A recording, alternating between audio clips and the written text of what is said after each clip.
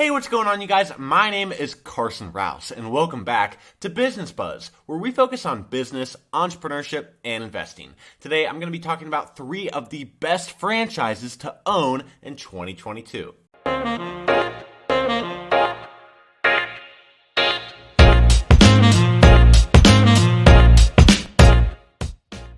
I've made plenty of videos on franchises in the past, and you guys seem to love them, which is awesome because it's great to have an interest in them because it's a great way to make an income if you have the startup capital. Now keep that in mind. These franchises, they're not cheap. Even the lower costing franchises are still going to cost you. All right, it's not a cheap thing to get involved with, but it's a great way to make some money. Let's kick it off with number 1, Ace Hardware. I'm sure you found yourself in an Ace Hardware at some point in your life. It's a business that started in Illinois in 1928, and they've been franchising since 1976. They have nearly 6,000 locations worldwide, and they offer products in the home improvement, lawn and garden type categories. It's a company that prides itself on great customer service, and they're one of the few companies that actually hire their own mystery shoppers to ensure great customer service and to ensure that the businesses are running as they should.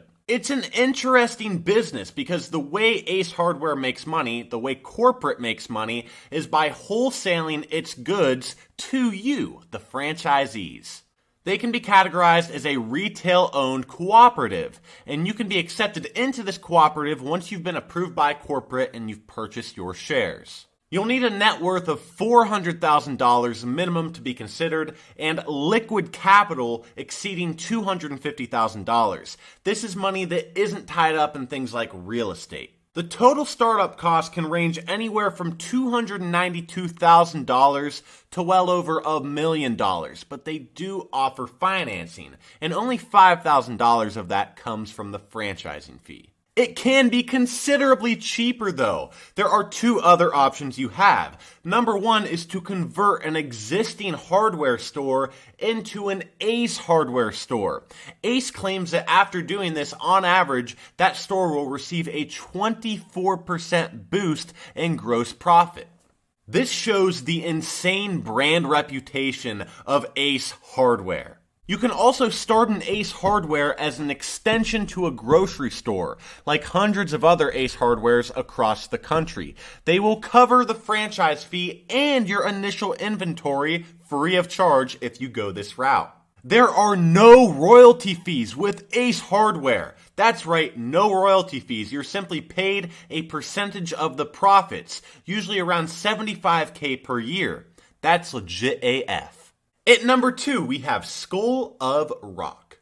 School of Rock was founded in 1998, and they've been franchising since 2002, helping cross something off many people's bucket list, kids and adults, which is learning how to play an instrument.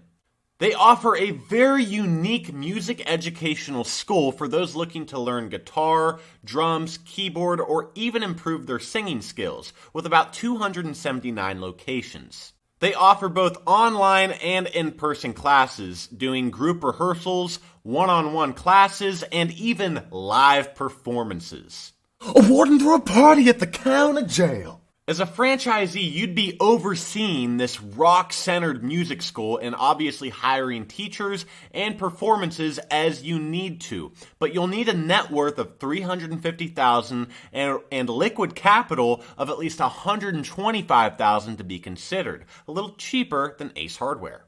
The total initial investment ranges usually between $321,000 and $521,000 altogether, and that includes a $49,000 franchise fee. It's important to consider that the School of Rock franchise takes out 8% royalties and a 3% marketing fee, okay?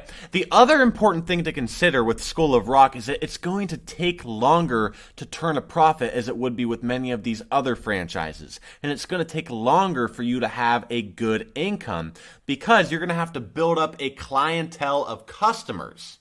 So even though the initial startup cost might be between $321,000 and $521,000 a year, you really should have more of that saved up so you can live while the business is growing and while you're trying to turn a profit.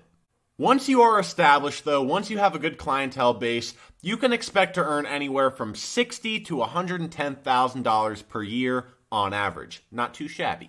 And lastly, number 3, Jars, Sweets and Things by Fabio Viviani.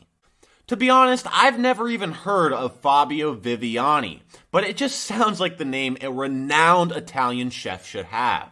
Fabio Viviani has won awards in the restaurant business and for his cookbook writing, and has even appeared on reality television. This is dang near a brand new franchise that specializes in selling jarred cakes, ice creams, and even coffee. It's basically a dessert shop. The great thing about Jars is its very high profit margins because it doesn't require big, huge kitchens to be built and master chefs to be hired. No, it's low labor cost and low infrastructure costs, right? It's very simple. It's all very easy to assemble. That's the whole point. In fact, 90% of the desserts are made off-site and delivered to the store. Viviani plans to strike deals with large dessert-making manufacturers and even small local mom-and-pop bakeries and such. They've already struck a big multi-unit franchise deal in the Dallas-Fort Worth, Texas area, 10 total units, and they struck one in Orange County, California. Jars is the perfect place in a social media era with aesthetic atmospheres and even more aesthetic desserts. They really do look delicious and they just look super clean, and people are going to be posting them on their Instagram and Snapchat stories, and that's free advertisement. Viviani has also partnered with Fransmart, a franchise developing company which has turned small restaurants into big well-known brands we know and love today like Qdoba and Five Guys. You will need a net worth of $500,000 and liquid capital of at least $250,000 to be considered. No prior experience in operating a restaurant is required. However, they are requiring that you strike a deal that you will operate a minimum of 5 units within a certain area. That's a lot of jars. So yeah, this is for big ballers. This is for multi-millionaires, which confuses me because their minimum net worth requirements are, again, $500,000. But that's about what it costs just to open 1 unit all in, right? But they're requiring you strike a deal to open at least 5 over enough time and operate 5, which is a bit contradictory. I'm a bit confused about it. The startup costs include a $35,000 franchise fee. They're also going to take 6% royalties, 2% for a world market fund, and 1% for local marketing. Even though you need a lot of money, you do need a lot of money for this, it seems like a great opportunity if you want something passive and very high margin.